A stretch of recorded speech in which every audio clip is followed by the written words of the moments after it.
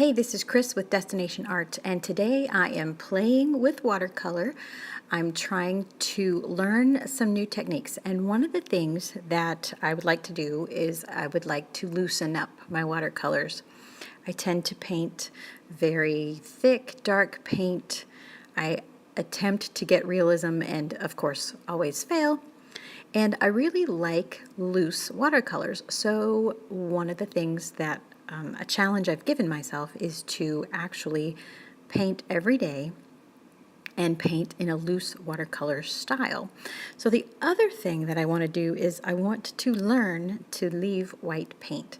So those are my goals, and so this is my first attempt really for really committing to that. And other things that I need to do as an artist, I need to gather some reference photos. I need to work on always using a reference photo. I would like to work on developing focal points and also values. So those are all the things that I am working on. This one specifically is working on looseness. So I started with laying down, of course, I started with laying out some water, and then I added some blue for the sky and some purple for a mountain range. Then I went in and tried to do some water and a shoreline. And so the idea here is to just have some color to represent those items.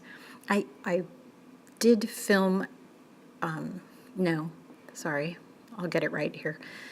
I did paint once or twice already trying out these techniques, and I didn't film them because I was trying to figure out what I was doing. But I think this one turned out better than the other one. Maybe when I do a sketchbook walkthrough, I'll show that one day. But anyway, so I let the painting dry. I think I'm still working on. I'm probably working. I think. There we go. Yes, adding. So I was trying to fix the water line and the mountains kind of ran together. And so I'm adding some darks to help bring that out. And once again, trying to be completely loose. And I just wanted some color and value to represent some distant trees. And I've got this new watercolor palette that I'm using as well, and it doesn't have a brown. It's got a red brown. It's a very red. I don't even think it's burnt sienna. It's just very red. But it's not a regular brown. Anyway, so I was mixing, and I think I got more of a black than I did a brown, but that's okay. Then I had to let the painting dry and come back. And when I came back, I started working on some details. So my plan is to lay in the kind of background completely loose, let it dry, and then come later and paint some details on top with, dry on dry technique rather than having the loose runny watercolors.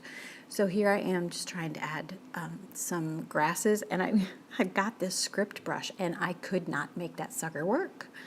So it was the first time I used it, and it was kind of dry. Anyway, so I was laying in grasses so that there's some foreground details, and yeah. I've noticed that one of the things I need to look out for is when I'm putting in details that sometimes my paint is a little transparent, and so I think sometimes the grass doesn't look as good as it could because it's transparent and you're seeing some of the painting underneath. So that is one thing that I would like to fix. So if you like just random painting videos where I criticize myself, I critique and learn, there you go. Please subscribe and like this video, and I love you all, and have a fabulous day. Here is the final painting. Thank you for watching.